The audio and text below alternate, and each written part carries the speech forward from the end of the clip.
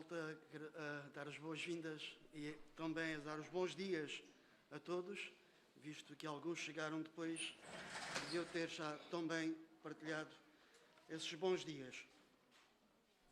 Um capitão de um navio que ia de Liverpool para Nova Iorque, a sua família estava dentro desse navio e numa noite, quando estavam todos dormindo, uma violenta tempestade se abateu sobre o navio.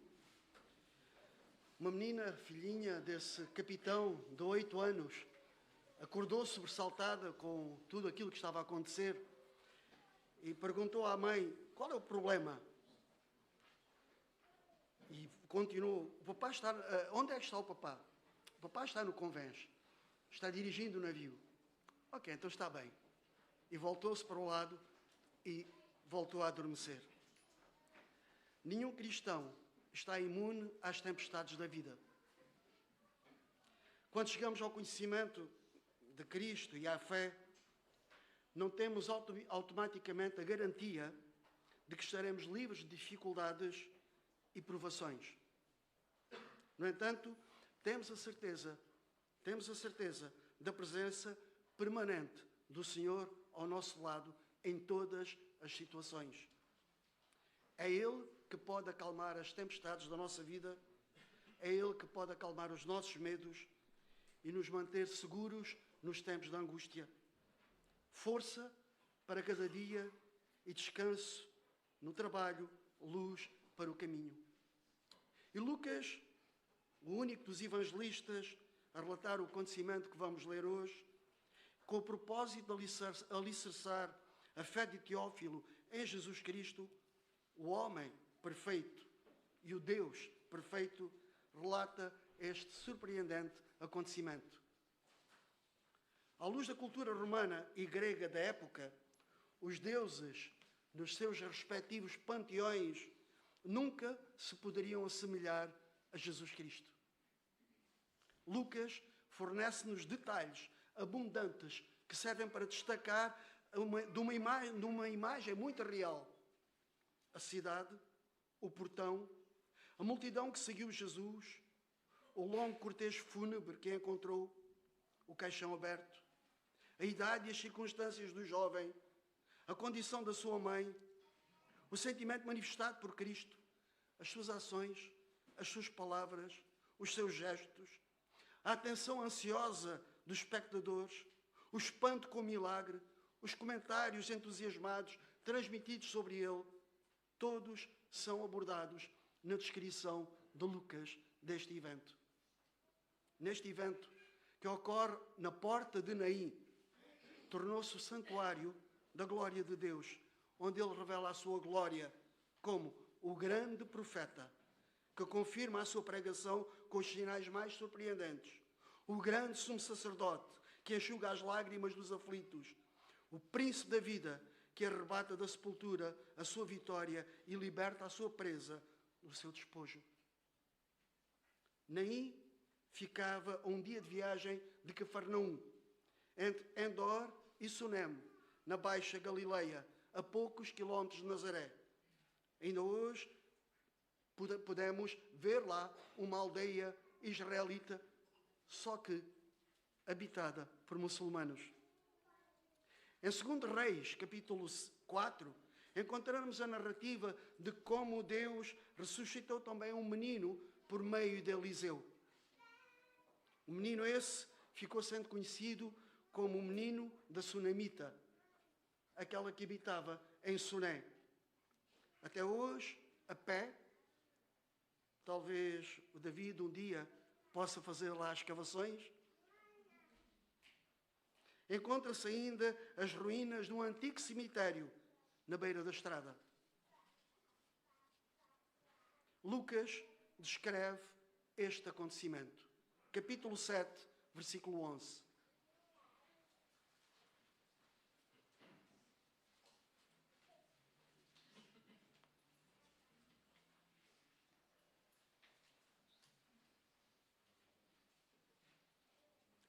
Lucas 7, 11.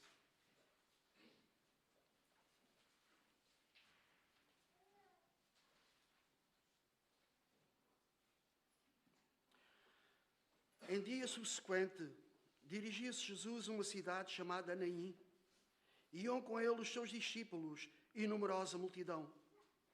Como se aproximasse da porta da cidade, eis que saía o enterro do filho único de uma viúva. E grande multidão da cidade ia com ela. Vendo-a, o Senhor se compadeceu dela e lhe disse: não chores. Chegando-se, tocou o esquife, e parando os que o conduziam, disse: jovem, eu te mando, levanta-te. Sentou-se o que estivera morto e passou a falar. E Jesus o restituiu à sua mãe. Todos ficaram possuídos de temor e glorificavam a Deus, dizendo: grande profeta se levantou entre nós, e Deus visitou o seu povo. Esta notícia a respeito dele divulgou-se por toda a Judeia e por toda a circunvizinhança. O cortejo da morte.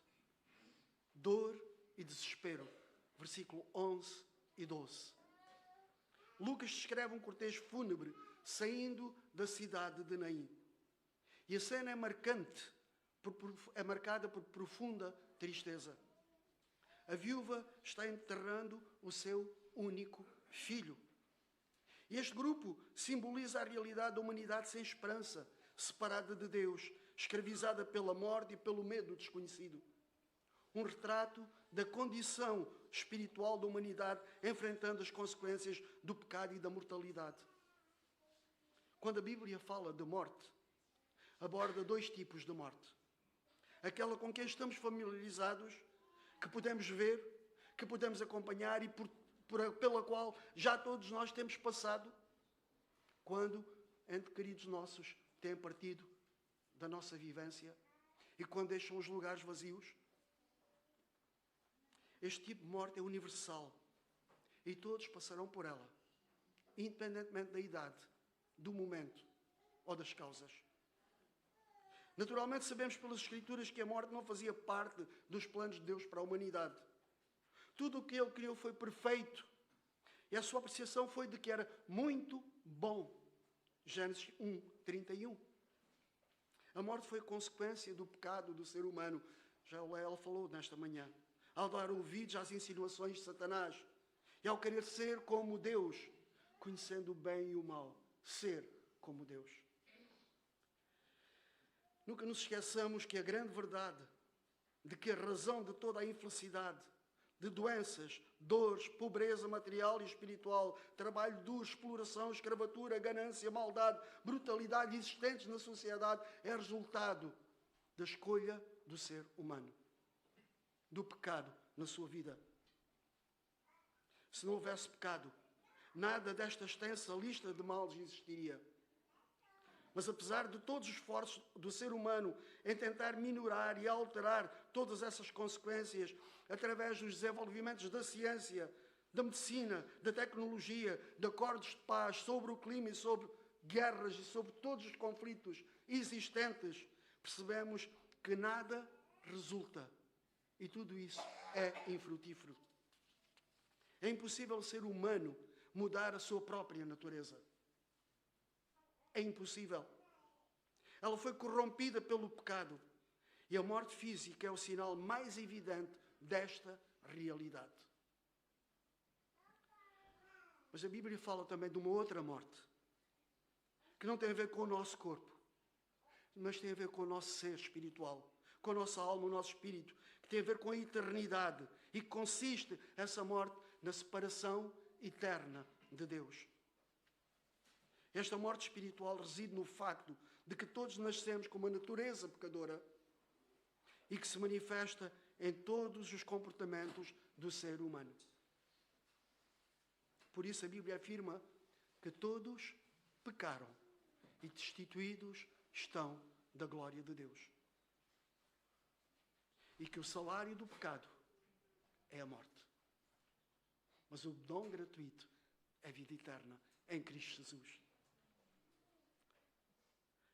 Esta é a boa notícia, que apesar de não podermos evitar a morte física, podemos, no entanto, resultado da graça de Deus, realizado na cruz por Jesus Cristo, ser poupados da morte espiritual.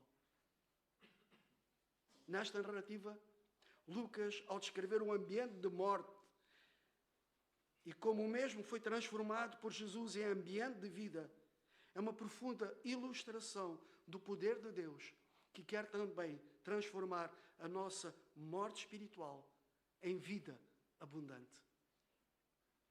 Os sentimentos no cortejo da morte são de tristeza, de luto profundo, de desamparo, especialmente para a viúva que, sem marido e cujo filho tinha sido ceifado pela morte, não tinha qualquer esperança de ter mais filhos, não tinha mais ninguém para quem pudesse olhar no lugar daquele que agora estava morto. Um jovem que estava na flor da idade, amadurecendo para a idade adulta, estava entrando talvez na época do casamento, e o descendente da família, o ramo da sucessão familiar, a visão dos olhos da sua mãe, o apoio dos seus anos na velhice, somente ele tinha sido amamentado por ela. Ele era a fonte da alegria naquela casa. Tudo o que é doce e precioso para uma mãe, ele era para ela. O resultado da morte, que se reflete na tristeza que obscurece os nossos raciocínios, sentimentos e nos leva à dor e ao sofrimento, ao desespero e à perda. Qualquer consolo, ainda que bem intencionado, que se pretenda partilhar com essa pessoa, é inútil. Nada pode consolar. Nada. Este é o cortejo que simboliza aqueles que caminham sem a luz de Cristo. Este é o cortejo que, saindo da cidade, se cruza com outro cortejo. Lucas 7, 13 até 15. Um cortejo de vida. Um cortejo de esperança e de poder de Deus. Imaginem o cruzamento destes dois cortejos. No cortejo que vai entrando, todo o ambiente era oposto.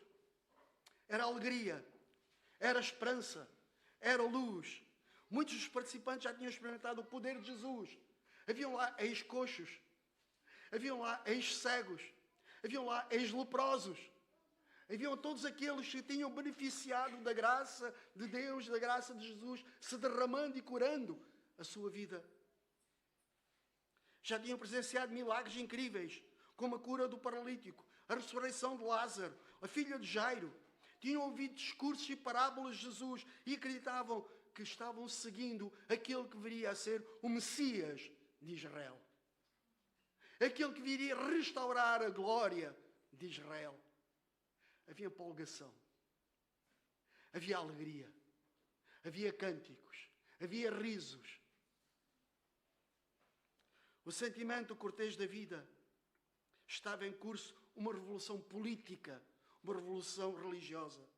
Em breve, o Messias iria expulsar os romanos, iria cumprir todas as profecias do Velho Testamento da restauração da glória de Israel. Este é um cortejo liderado por Jesus, onde os sentimentos de Jesus de compaixão revelam o seu cuidado pela dor humana, mas ainda também a sua autoridade divina. E este cortejo simboliza o poder transformador de Cristo, que vence a morte e dá esperança à humanidade. Ele é o Senhor da vida, cuja palavra tem autoridade sobre a morte, tanto física quanto espiritual. Jesus não apenas interrompe o cortejo fúnebre, mas ele demonstra que ele é a fonte da vida eterna. O pecado que traz a morte física e espiritual é derrotado por meio da sua graça, por meio da sua misericórdia, por meio do seu amor. A figura central de um cortejo da morte é um cadáver, ao passo que a figura central de um cortejo de vida é Jesus. Em confronto a vida com a morte, a ordem com a desordem, a alegria com o sofrimento, As lágrimas e o desespero e o luto. De um lado a morte, do outro lado o futuro glorioso. A alegria e a esperança, a luz. O ambiente entre os dois cortejos não podia ser mais distinta, mais longínqua que possamos imaginar. A reação de Jesus perante a realidade da morte. O terceiro aspecto. O cortejo encabeçado por Jesus e os seus discípulos, ao encontrar o outro, parou. Porque é que essa viúva foi escolhida entre tantas pessoas que estavam passando pelo luto em Israel? Porquê? Quantos talvez naquele dia não teriam colocado os seus mortos nos seus túmulos? Porque é que Jesus faz para e com ele todo o cortejo e se dirige a outro cortejo de morte? Talvez, que por momentos tivesse pensado na sua própria mãe e naquilo que estava diante dela, chorando pelo seu filho primogênito crucificado, injustamente, como um criminoso, cumprindo a profecia de Simeão, a quando a sua apresentação no templo, também uma espada traspassará a tua própria alma. Ele não tinha curado todos os doentes em Israel. Não tinha ressuscitado todos os mortos. Não era esta a sua missão.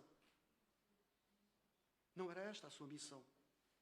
Os milagres por ele operados servia para demonstrar e provar que ele era efetivamente o Messias, enviado por Deus para resgatar a humanidade da sua escravatura, do pecado. Esta era a principal razão pela qual Jesus fazia milagres. Jesus interrompe a sua marcha para mudar o rumo dos mortos para a vida. Jesus interrompeu, se podemos assim dizer, entre parênteses, a sua eternidade para descer aqui, para transformar o mundo dos mortos, mortos em pecados e ofensas, em vivos espiritualmente. Para transformar o luto em alegria. E esse encontro representa um símbolo de toda a sua vida e obra. Foi este o objetivo, o alvo, a missão pela qual o Senhor veio. Ninguém tira a minha vida. Eu de mim mesmo a dou. Tenho poder para dá-la e para tornar a tomá-la. Esta ordem, este poder recebi do Pai. Diante dos seus olhos, como ser humano perfeito, sujeito a todo o tipo de pensamentos, ele não poderia ficar indiferente à dor. E Lucas, como médico, ele consegue perceber o olhar de Jesus e derrama realmente esses sentimentos nesta narrativa. E em muitas outras que nós encontramos no Evangelho de Lucas. Ele não pode ficar indiferente à dor e à miséria que o pecado levou a humanidade e compadeceu-se daquela pobre mulher. Jesus não esperou que aquela pobre mulher viesse ao seu encontro, como aquele grupo que foi, como Jairo, como aquele grupo que foi enviado por o centurião aos pés de Jesus, pedindo que ele libertasse o seu servo. Não, Jesus toma a iniciativa e ele vai até àquele cortejo de morte. Não é incrível? Quando nós conseguimos perceber que é isso que Deus fez com cada um de nós, ao enviar Jesus e vir até nós, ele veio buscar e salvar o que se havia perdido.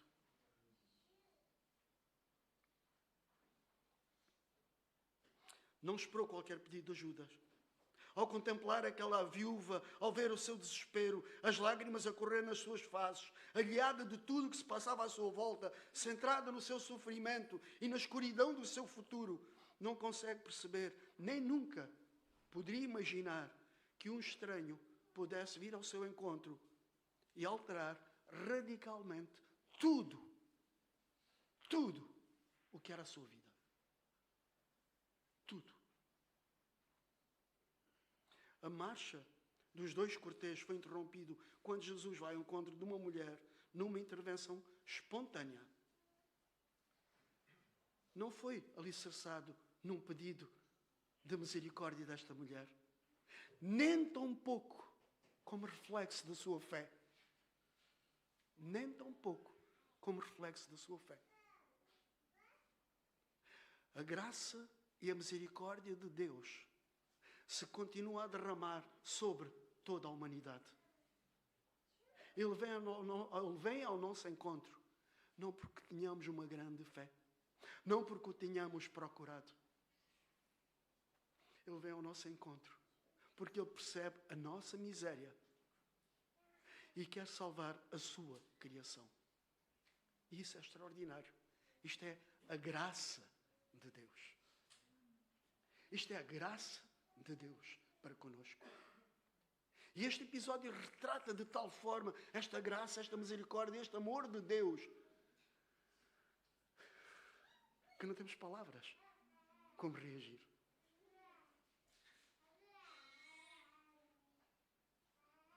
Foi esse. Ele veio buscar aquela criação que tinha sido feita à sua imagem e semelhança.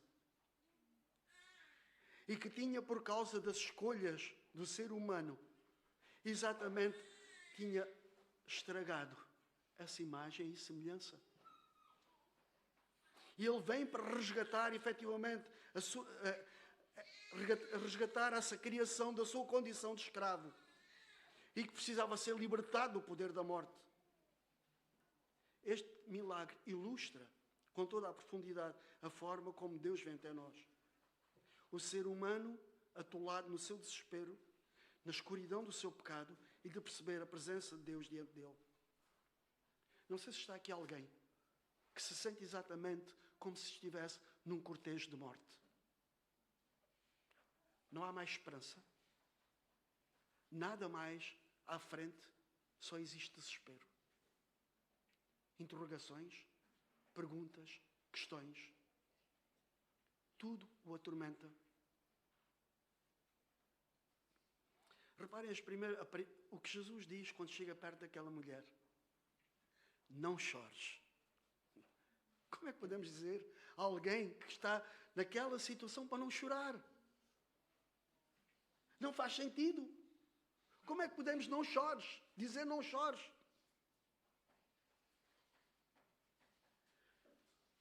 Como podemos dizer não chores quando a causa de todo o choro está aqui na minha frente? Toda a causa do meu choro permanece. Nada é mais vazio do que tentativas bem intencionadas de confortar quando o problema continua exatamente ali. E muitas vezes nos deparamos sem palavras para poder tentar consolar seja quem for. Quantas vezes me tenho sentido e quantas vezes, certamente, muitos de vocês se têm sentido. Não há palavras para consolar. Quando aquilo que partiu estava seguro nos braços de Jesus, nós temos uma Bíblia inteira de promessas para consolar e confortar o nosso coração. Mas quando fazemos o funeral de alguém que não tomou uma decisão para Cristo, pelo menos não manifestou com clareza essa decisão, não temos palavras para consolar. Irmãos, deixem-me dizer, fazer um funeral de um crente não é difícil. É difícil apenas em termos emocionais, naturalmente, porque nos separamos. Mas não é difícil. Não há choro. Não há desespero. Não há sofrimento. Há o sofrimento, naturalmente, daquele momento da ausência, da cadeira vazia, da comunhão, da intimidade. Sim. Mas o nosso coração é confortado, porque sabemos que nós vamos reencontrar-nos. Não é complicado fazer um funeral de um cristão. Mas é muito complicado fazer um funeral de alguém que não tem Cristo na sua vida. Não podemos consolar. Só podemos avisar aqueles que estão à nossa frente para não cometerem o mesmo erro. De se apresentarem diante de Deus, sem o terem como seu Salvador e como seu Senhor. Mas estas palavras que na nossa boca, não podem trazer nada de esperança. Na boca de Jesus para aquela mulher, eram apenas uma introdução ao milagre que ele ia fazer na vida daquela mulher. E por isso ele diz, não chores. O seu amor e o seu poder não estavam vinculados a nenhuma maneira de trabalhar e sem ser solicitado, sem confiança, provavelmente sem ser observado. Ele sente o impulso da piedade, que é o amor voltado para a miséria, e o impulso que move a sua vontade toda poderosa. Embora normalmente ele esteja acostumado a ser encontrado por aqueles que o buscam, ainda assim ele encontra e abençoa aqueles que não o buscam. E é isto que acontece com todos nós. Não fomos nós que o buscamos. Foi Ele que nos procurou e falou o nosso coração. E apenas tivemos que responder. Ou de uma forma ou de outra. E presumo que todos estão aqui responderam da forma certa. Louvando e agradecendo a Deus por aquilo que Ele fez por si na cruz do Calvário. Mas quantos há que Deus, tendo trabalhado na sua vida, continuam permanentemente andando no seu caminho e rejeitando a oferta de Deus? O seu não chores não é uma repreensão para aquela mulher. Mas é um exemplo de que a sua obra continua e uma profecia de que haverá um tempo onde não haverá mais tristeza, nem choro, nem lágrima. Ele confortou o coração da viúva e lhe devolveu a vida do seu filho. Significa olhar para a frente. Significa olhar para o futuro. Com certeza que todas as coisas... Reparem como a vida daquela mulher mudou em poucos segundos. Em poucos segundos, como a vida daquela mulher mudou. Antes, ela dirigia-se para um sepulcro. Sem esperança, triste, chorando. Em poucos momentos, Jesus transforma o futuro daquela mulher para sempre. Enquanto ela estivesse nesta terra. Isso é extraordinário. As palavras de Jesus antecipam a sua ação. Este é o nosso Deus. Ele não apenas promete. E Ele não vai prometer aquilo que Ele não pode cumprir. E tudo aquilo que Ele promete, Ele cumpre. Porque Ele é fiel àquilo que promete. O seu compromisso, a sua aliança é dele para conosco. Independentemente da nossa parte nessa aliança. Porque Ele não se pode negar a si mesmo. A sua palavra é fiel e permanece para sempre. E todas as suas promessas, Ele as realiza. Senão, Ele seria como nós. É a sua fidelidade que faz com que Ele haja. Tocou o esquife. Tocou o caixão. E ao tocar o caixão, esse tocar é muito significativo.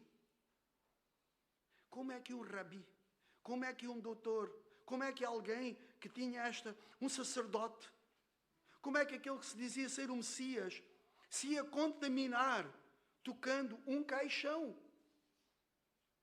Ele quebrou todas as regras, porque ele cumpriu toda a lei cerimonial. Ele cumpriu e anulou toda a lei cerimonial. E para Jesus não há mais lei cerimonial. Porque Ele é o Senhor para o qual a lei cerimonial apontava. Todos os sacrifícios do Velho Testamento. Tudo aquilo que era feito ao longo de 2000 anos foi realizado por Jesus Cristo na cruz. É por isso que Ele pode curar no sábado. É por isso que Ele pode fazer as obras que faz no sábado. É por isso que Ele pode tocar num morto. É por isso que ele pode tocar num leproso, curar os leprosos. Exatamente porque ele cumpriu tudo. Por isso ele diz, Jesus veio para cumprir a lei cerimonial completa e total. O cortejo parou. Imaginam? Conseguem viajar no tempo e perceber estes dois cortejos? E Jesus saindo de um cortejo e indo ter perto daquela mulher e tocar o caixão. Imaginam o impacto que isto teve naquela multidão.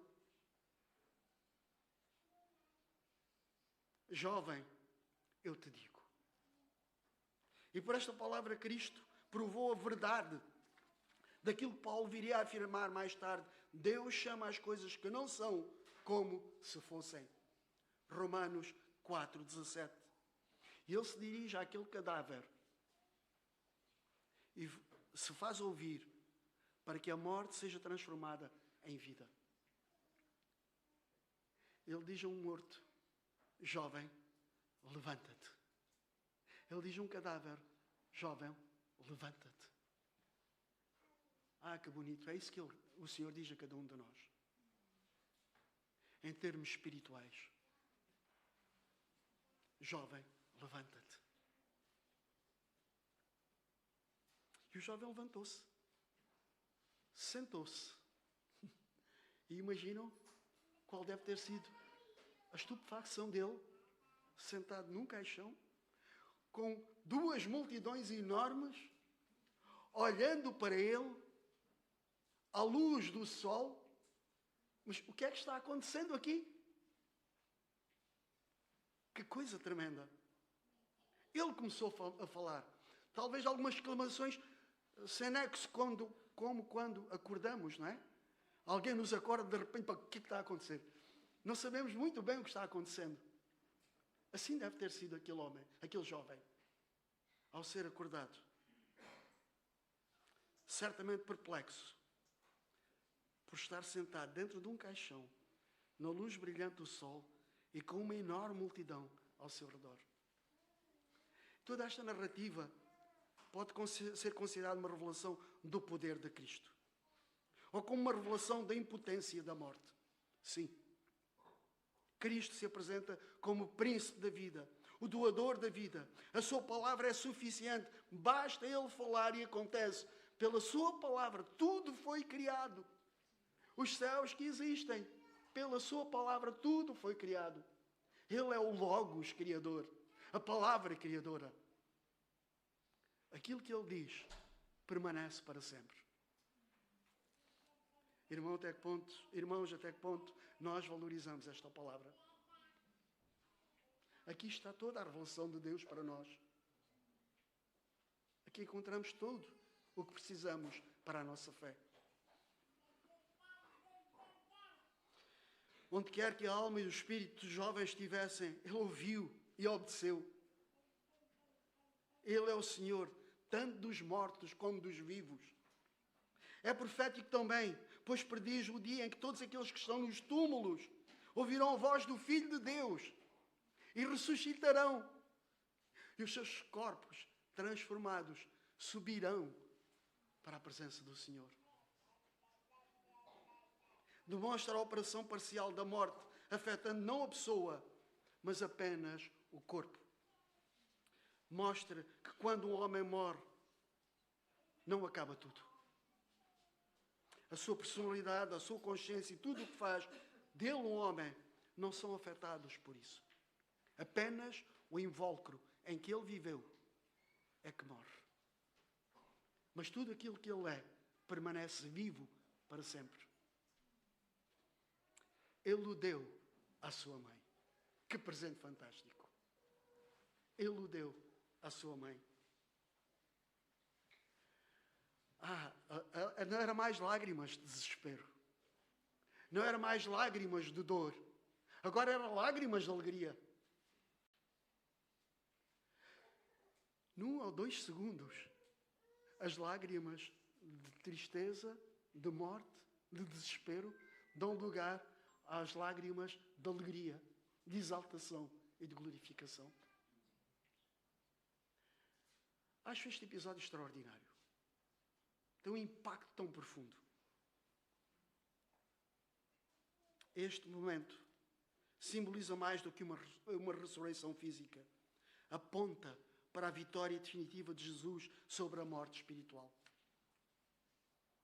Esta morte que escraviza a humanidade. A sua palavra traz libertação, quebrando os grilhões do pecado e dando nova vida àqueles que estavam condenados. Jesus lhe disse: eu sou a ressurreição e a vida. Quem crê em mim, ainda que esteja morto, viverá. Este é o Senhor da vida que vem ao nosso encontro também nesta manhã. Este é o Senhor da vida que vem ao nosso encontro para restaurar o nosso coração. É verdade, ainda que filhos de Deus, passamos por tribulações. É verdade que ainda como filhos de Deus, passamos por momentos de sofrimento. É verdade que podem, às vezes, as tempestades serem tão escuras e tão violentas que a nossa alma e a nossa fé passa por crises. Sim, é verdade. É verdade que Elias duvidou e disse: Senhor, leva-me, porque não sou melhor que os outros. É verdade que nós encontramos tantas vezes situações dessas, onde, efetivamente, os próprios crentes põem em causa a sua fé. Mas o mesmo Senhor da vida, que veio ao nosso encontro e nos tirou da morte para a vida, Ele não nos abandonou. Ele está lá. Ele permanece fiel.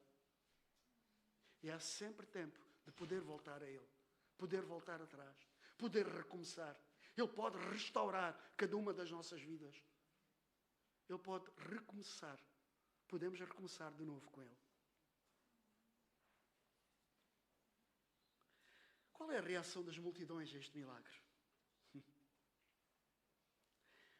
Confrontados com o poder de Jesus, as multidões ficaram possuídas de temor. Quando percebemos quem realmente Deus é, quando percebemos o seu poder, a sua grandeza e a sua glória, diz Isaías: ai de mim que vou perecer, ai de mim que vou morrer, porque sou um homem de lábios impuros e habito no meio de um povo de impuros lábios. Quando João tem a revelação de quem é Cristo, ele teme pela sua morte. E nós vemos homens se prostrando diante da grandeza e da beleza e da santidade de Deus. Esta é a reação do ser humano, que se humilha perante Deus e reconhece o seu poder. Reconhecem que Jesus é diferente de todos os outros líderes religiosos, mas olham para Jesus mais como um profeta. Talvez como Elias e Eliseu, pelos quais Deus operou também milagres de ressurreição. Eles também, por meio deles, houve mortos que ressuscitaram. Até na Judeia, na outra província mais a sul, esta notícia se divulgou. Mas isso não implicou que ele fosse reconhecido como o Cordeiro de Deus, o Messias sofredor. Talvez alguém aqui saia daqui assim: uau, foi interessante. Gostei daquilo que ouvi. Mas isso não afeta a minha vida. Não muda o meu entendimento. E pode sair exatamente da mesma forma como entrou. Deus falou ao seu coração. Deus falou à sua consciência. Mostrou o amor e a glória de Deus. Mostrou aquilo que Cristo fez por meio, aquilo que Deus fez por meio de Jesus Cristo na cruz. Mas eu não quero mudar de vida. Eu quero continuar no meu cortejo de morte. Parece estúpido. Mas não é isso que fazemos quando fechamos o nosso coração a Cristo? Quando rejeitamos Cristo? É isso que fazemos.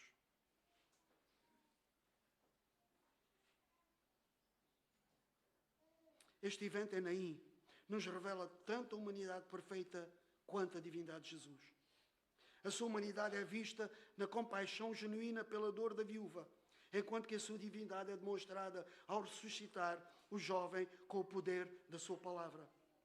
A sua empatia com aquela viúva reflete o seu coração sensível e compassivo, identificando-se com o sofrimento do ser humano. Jesus não apenas entende as nossas fraquezas, porém, Ele em tudo foi tentado como nós. Não temos um sumo sacerdote que não possa compadecer-se das nossas fraquezas. Ele escancarou as portas do trono de Deus para que nós possamos ter acesso a Ele. Ele tem autoridade divina para transformar tudo aquilo que realmente pode nos afastar e oprimir. Tudo aquilo que é de morte, Deus pode transformar em vida. Mas também a sua completa divindade, ao declarar com autoridade, levanta-te. Ele exerce poder absoluto sobre a morte, algo que só Deus pode fazer.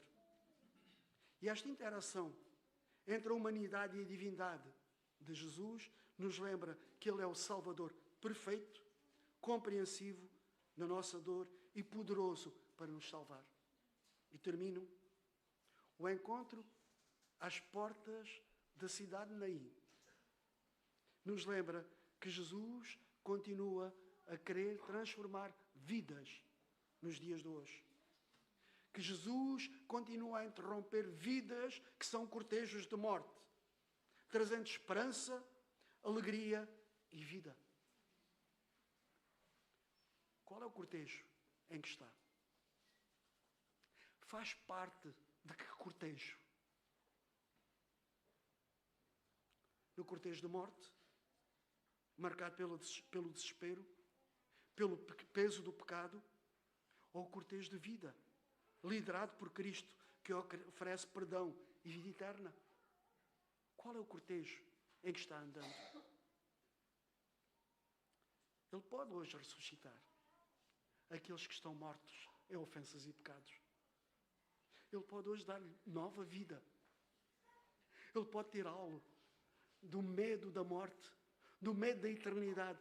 Ele pode fazer isso.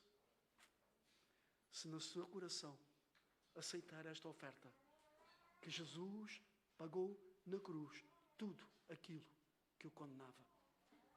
E Ele na cruz carregou, Ele crucificou, ou melhor, a nossa cédula, o nosso registro criminal, foi crucificado na cruz com Cristo.